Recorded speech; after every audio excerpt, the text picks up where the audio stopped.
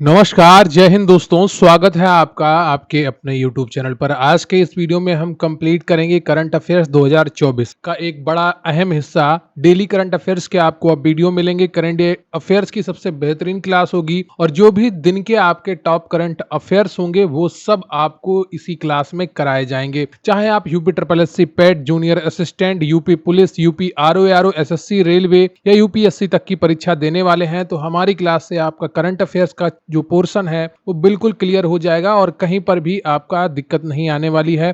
चाहे आप बीपीएससी की परीक्षा देने वाले हो या डीएसएसबी की परीक्षा देने वाली हो, करंट अफेयर्स जो बहुत ही महत्वपूर्ण टॉपिक होता है, अक्सर परीक्षाओं में पूछा जाता है, उसको तैयार करने के लिए आपको डेली टॉप करंट अफेयर्स को देखना ही पड़ता है। तो चलिए शुरू करेंगे आज का ये वीडियो, लेकिन उससे पहले मैं आपसे निवेदन करूंगा कि वीडियो को लाइक कर लीजिएगा, चैनल पर नया है चैनल को सब्सक्राइब कर लीजिएगा।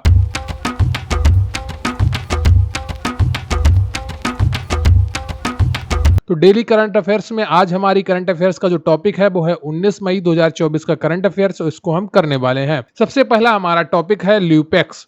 ल्यूपेक्स क्या है उसके बारे में डिटेल में जानेंगे। तो भारत और जापान संयुक्त चंद्र mission lunar polar exploration mission LUPEX के कुछ वर्षों में उड़ान भरने की संभावना है। जो लूपेक्स है LUPEX, इसका जो फुल फॉर्म है वो lunar polar exploration mission. LUPEX जो है ये भारत और जापान का संयुक्त चंद्र मिशन हो सकता है। इसका उद्देश्य चंद्रमा पर पानी और अन्य संसाधनों की खोज करना है, साथ ही चंद्रमा की सतह पर खोज करने में विशेषज्ञता हासिल करनी है। ठीक है, तो जो लूपेक्स का उद्देश्य है वो है चंद्रमा पर पानी और अन्य संसाधनों की खोज करना, साथ ही चंद्रमा की सतह पर खोज करने में विशेषज्ञता हासिल करना है। ठीक है, तो यह अंतरराष्ट्रीय सहयोग पर आधारित एक परियोजना है। इस परियोजना के अंतर्गत जापानी अंतरिक्ष एजेंसी जाक्सा, ठीक है, तो अगर आपसे पूछ लिया जाए कि जापानी अंतरिक्ष एजेंसी का नाम क्या है तो जाक्सा है, लूनर रोवर का विकास करेगी। वहीं भारतीय अंतरिक्ष अनुसंधान संगठन इसरो मिशन के लैंडर का विकास करेगी। नासा और यूरोपीय अंतरिक्ष एजेंसी ESA द्वारा विकसित पर्यवेक्षण उपकरण भी रोवर पर लगाए जाएंगे। ठीक है, अगला जो हमारा करंट अफेयर्स का टॉपिक है वो प्री फायर ध्रुवीय मिशन। ये क्या है इसके बारे में हम चर्चा करेंगे। नासा प्री फायर ध्रुवीय मिशन 22 मई को न्यूजीलैंड से लॉन्च होने वाला है। ठीक है, कहां से लॉन्च होने वाला है? न्यूजीलैंड से लॉन्च होने वाला है नासा प्री फायर ध्रुवीय mission. Pre fire polar mission के बारे में क्या जानकारी है उसको अब हम डिटेल में देखते हैं। फार इंफ्रारेड एक्सपेरिमेंट, फ्री फायर का जो फुल फॉर्म है वो है फार इंफ्रारेड एक्सपेरिमेंट। ध्रुवीय मिशन में पोलर रेडिएंट एनर्जी में जुड़वा उपग्रह होते हैं। प्रत्येक एक उपकरण ले जाता है और लगभग 6 घंटे की दूरी पर ध्रुवों को मापता है। उद्देश्य क्या है इसका? मिशन का उद्देश्य पृथ्वी पर पहली बार पृथ्वी के ध्रुवीय क्षेत्रों से गर्मी के नुकसान के पूर्ण स्पेक्ट्रम को प्रकट करना है, जिससे जलवायु मॉडल को अधिक सटीक हो जाएंगे। तो इसका उद्देश्य है जो ध्रुवीय क्षेत्रों में गर्मी से नुकसान हो रहा है उसको पूर्ण स्पेक्ट्रम को प्रकट करना है, जिससे जलवायु मॉडल को सटीक करने में आसानी होगी। प्री फायर मिशन के डाटा का उद्देश्य ज्ञान में अंतर को संबोधित करना और जलवायु परिवर्तन और समुद्र के स्तर में वृद्धि की भविष्यवाणियों में सुधार के लिए डेटा प्रदान करना है।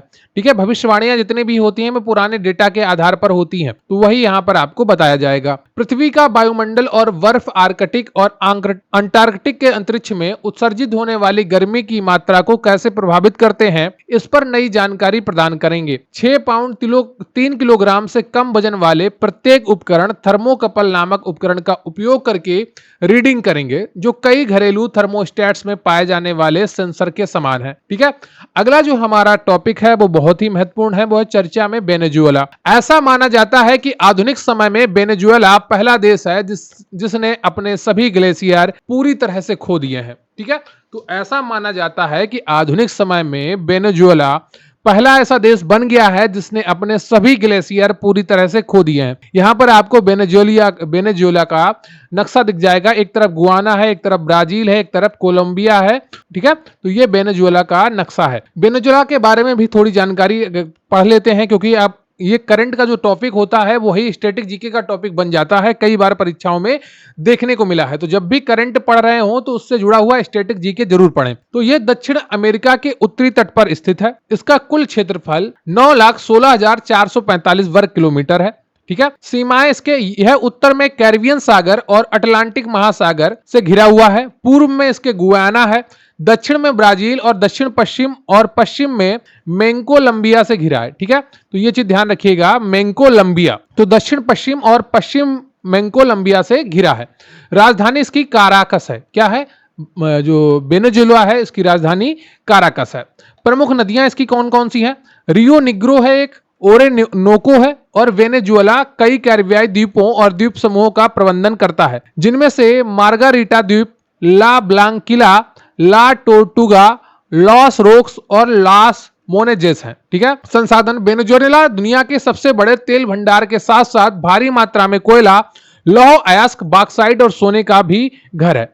भाषाएं की अगर बात करें, इनकी आधिकारिक भाषा स्पेनिश है और सबसे ज्यादा वही बोली जाती है, और पुर्तगाली भाषा भी कुछ मात्रा में यहां पर बोली जाती है। अगर मुद्रा की बात करें तो वेनेजुएला बोलीवर यहां की मुद्रा का नाम है। ठीक है, अगली जो हमारी करंट अफेयर्स है वो है अंबाजी व्हाइट मार्बल क्या है? गुजरात के अंबाजी में खनन किए गए संगमरमर को हाल ही में केंद्र सरकार द्वारा भौगोलिक संकेत या जीआई टैग से सम्मानित किया गया है। ठीक है, क्या किया गया है? गुजरात के अंबाजी में खनन किए गए संगमरमर को हाल ही में केंद्र सरकार द्वारा भौगोलिक संकेत या जीआई टैग से सम्मानित किया गया है। अंबाजी व्हाइट मार्बल के बारे में जानकारी ले लेते हैं। यह एक प्रकार का संगमरमर है जो अपनी शानदार सफेद उपस्थिति और अद्वितीय प्राकृतिक पैटर्न के लिए जाना जाता है। इसका नाम गुजरात राज्य के अंबाजी शहर के नाम पर रखा गया है, जहां इसका मुख्य रूप से उत्खनन किया जाता है। इसे अंबा व्हाइट मार्बल और अंबे व्हाइट मार्बल के नाम से भी जाना जाता है। इसकी विशेषता इसका प्राचीन सफेद रंग है, जिसमें अक्सर सूक्ष्म भूरे या बेज रंग की धारियां होती हैं। इसमें बहुत लंबे समय तक चलने वाली चमक और स्थायित्व है। ठीक है, संगमरमर के बारे में कुछ मुख्य बातें हैं, उनको भी देख लेते हैं। संगमरमर एक रूपांतरित चट्टान है जो तब बनती है जब चूना पत्थर रूपांतर की गर्मी और दबाव के अधीन होता है। यह मुख्य रूप से खनिज कैल्साइट CaCO3 से बना है। इसमें आमतौर पर अन्य खनिज होते हैं जैसे कि मिट्टी, अभ्रक, क्वार्ट्ज, पायराइट, आयरन ऑक्साइड और ग्राफाइट। ठीक है, ये जो अंबाजी टाइल्स हैं सफेद रंग की होती हैं। अगला जो हमारा करंट अफेयर्स है वो है स्वच्छता का पखवाड़ा, और कृपया वीडियो को लाइक कर लीजिएगा, चैनल पर नए हैं चैनल को सब्सक्राइब कर लीजिएगा। हाल ही में पूर्वोत्तर क्षेत्र विकास मंत्रालय ने स्वच्छता पखवाड़ा शुरू करके स्वच्छता और पर्यावरण स्थिरता को बढ़ावा देने की दिशा में एक महत्वपूर्ण कदम उठाया है। यह 16 मई से 31 मई 2024 तक चलेगा। ठीक है, स्वच्छता पखवाड़ा के बारे में, यह स्वच्छ भारत मिशन के तहत अप्रैल 2016 में शुरू की गई एक पहल है। ठीक है, उद्देश्य होता है, इसका उद्देश्य स्वच्छ भारत मिशन में योगदान देने के लिए सभी मंत्रालयों और विभागों को एक सामान्य कार्यक्रम के माध्यम से शामिल करना है। पखवाड़ा गतिविधि की योजना बनाने में मदद करने के लिए मंत्रालयों के बीच एक वार्षिक कैलेंडर पहले से प्रसारित किया जाता है। जन जन को जगाना है, स्वच्छता को अपनाना है। ठीक है, स्वच्छता पखवाड़ा मनाने वाले मंत्रालयों की स्वच्छता समीक्षा की ऑनलाइन निगरानी प्रणाली का उपयोग करके बारीकी से निगरानी की जाती है, जहां स्वच्छता गतिविधियों से संबंधित कार्य योजनाएं, चित्र, वीडियो अपलोड और साझा किए जाते हैं। स्वच्छ भारत मिशन के बारे में एक कुछ प्रमुख तथ्य हैं। भारत सरकार ने 2 अक्टूबर 2014 को स्वच्छ भारत मिशन शुरू किया। इस मिशन ने सभी ग्रामीण और शहरी क्षेत्रों को कवर किया था। ठीक है, अगला जो हमारा इंपॉर्टेंट टॉपिक है वो करंट अफेयर्स का, वो है विश्व हाइड्रोजन शिखर सम्मेलन 2024। नवीकरणीय ऊर्जा मंत्रालय के सचिव श्री भूपेंद्र सिंह भल्ला ने नीदरलैंड के राइट डैम में विश्व हाइड्रोजन शिखर सम्मेलन 2024 को संबोधित किया। विश्व हाइड्रोजन शिखर सम्मेलन 2024 13-15 मई 2024 तक रॉटरडैम नीदरलैंड में आयोजित किया जा रहा है। विश्व हाइड्रोजन शिखर सम्मेलन वैश्विक हरित हाइड्रोजन पारिस्थितिकी तंत्र में एक प्रतिष्ठित कार्यक्रम है। शिखर सम्मेलन में दुनिया भर से 15,000 प्रतिनिधि भाग ले रहे हैं। ठीक है, तो कहां पर आयोजित किया गया है? रॉटरडैम नीदरलैंड में आयोजित किया गया है 13 से 15 मई तक। राष्ट्रीय हाइड्रोजन मिशन के बारे में थोड़ी जानकारी लेते हैं। यह स्टैटिक जीके का आपका टॉपिक बन गया है। प्रधानमंत्री नरेंद्र मोदी की अध्यक्षता में केंद्रीय मंत्रिमंडल ने 4 जनवरी 2022 को राष्ट्रीय हाइड्रोजन मिशन को मंजूरी दी। भारत सरकार ने मिशन के लिए 19,744 करोड़ रुपए की परिव्यय को मंजूरी दी है। राष्ट्रीय हाइड्रोजन मिशन ने निम्नलिखित लक्ष्य निर्धारित किए हैं जिन्हें 2030 तक हासिल किया जाना है। प्रति वर्ष कम से कम 5 MMT मिलियन मीट्रिक टन की हरित हाइड्रोजन उत्पादन क्षमता का विकास करना है। 125 गीगावाट नवीकरणीय ऊर्जा क्षमता में वृद्धि करनी है। ठीक है, 8 लाख करोड़ रुपए से अधिक का निवेश करना है और 6 लाख से अधिक नौकरियों का सृजन करना है। किसके तहत? राष्ट्रीय हाइड्रोजन मिशन 2030 के तहत। ठीक है, तो ये चीज आपको ध्यान रखना होगा। यूनेस्को ने नारीवादी यूटोपियन उपन्यास सुल्तानाज ड्रीम को मेमोरी ऑफ द वर्ल्ड के हिस्से के रूप में मान्यता दी है। ठीक है, ये हमारा आज का महत्वपूर्ण करंट अफेयर्स है। यूटोपियन क्या होता है? यूटोपिया एक काल्पनिक दुनिया होती है जो हमारी दुनिया है उससे बिल्कुल अलग होती है। वो कल्पनाओं में जो दुनिया होती है उसको यूटोपिया कहते हैं, और उस पर जो उपन्यास लिखे जाते हैं उसको यूटोपियन उपन्यास कहते हैं। सुल्तानाज ड्रीम, इसका जो नाम है सुल्ताना का सपना, को हाल ही में यूनेस्को की मेमोरी ऑफ द वर्ल्ड सूची में जोड़ा गया है। ठीक है, यह सम्मान एशिया और प्रशांत के लिए विश्व समिति की स्मृति की 10वीं आम बैठक में दिया गया, जो 2024 चक्र के हिस्से के रूप में 7-8 मई 2024 को मंगोलिया के उलान बटार में हुई थी। ठीक है, कई लोग इसको यूरोपियन पढ़ने लगेंगे, लेकिन यूटोपिया एक ऐसी दुनिया होती है जो बिल्कुल काल्पनिक होती है। उस पर आधारित जो उपन्यास लिखे जाते हैं उनको यूटोपियन उपन्यास कहते हैं। ठीक है, या उन पर जो आधारित साहित्य लिखा जाता है उसको यूटोपियन साहित्य कहते हैं।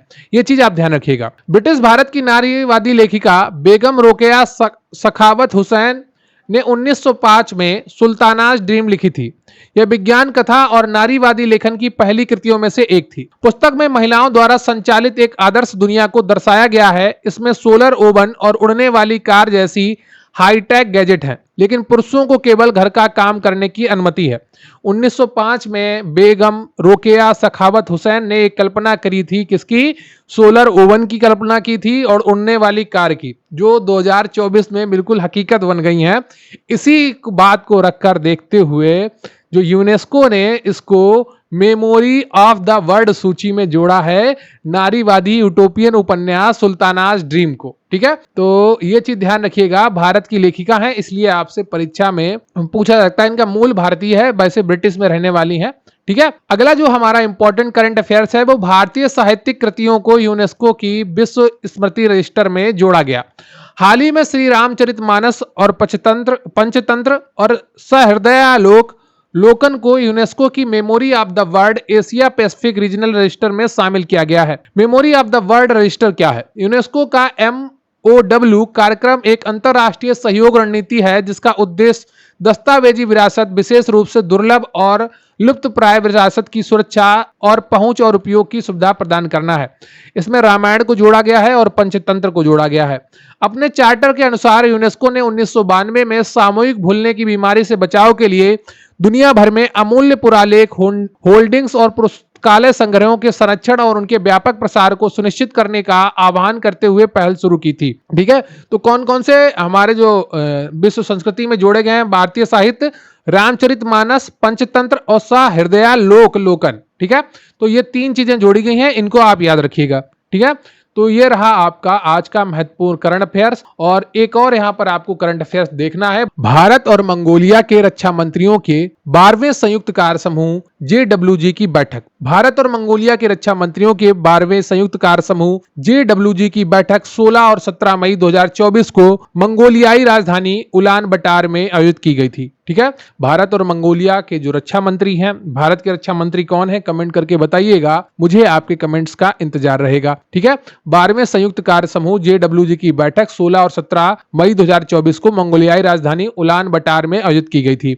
रक्षा मंत्रालयों की JWG हर साल आयोजित की जाती है। संयुक्त भारत मंगोलिया अभ्यास घुमंतू हाथी हर साल आयोजित किया जाता है। ठीक है, भारत नियमित रूप से बहुपक्षीय अभ्यास खान क्वेस्ट में भाग लेता है और मंगोलियाई अधिकारियों के नियमित प्रशिक्षण में योगदान देता है। भारत मंगोलिया के द्विवार्षिक खान क्वेस्ट में भी सक्रिय रूप से भाग लेता है, जो कि 1 सप्ताह तक चलने वाला संयुक्त प्रशिक्षण अभ्यास है। ठीक है, मंगोलिया के बारे में थोड़ी जानकारी ले लेते हैं, क्योंकि जो कि करंट टॉपिक होता है वही आपका स्टैटिक टॉपिक भी बन जाता है। इसकी सीमाएं उत्तर में रूस, दक्षिण पूर्वी और पश्चिमी में चीन से मिलती हैं। यह विश्व का दूसरा सबसे बड़ा भू आबद्ध देश है और विश्व में सबसे विरल आबादी वाला देश है। इसकी बहुसंख्यक आबादी अभी भी पारंपरिक खानाबदोश चरवाहे संस्कृति का पालन करती है और यहाँ मंगोलिया, मंगोल, कजाक और तुबन सहित विभिन्न जातीय समूह निवास करते हैं। देश को अनंत नीले आकाश की भूमि भी कहा जाता है और घोड़ों की भूमि के रूप में भी जाना जाता है। तो मंगोलिया के 2 उपनाम हैं, अनंत नीले आकाश की भूमि और घोड़ों की भूमि। मंगोलिया के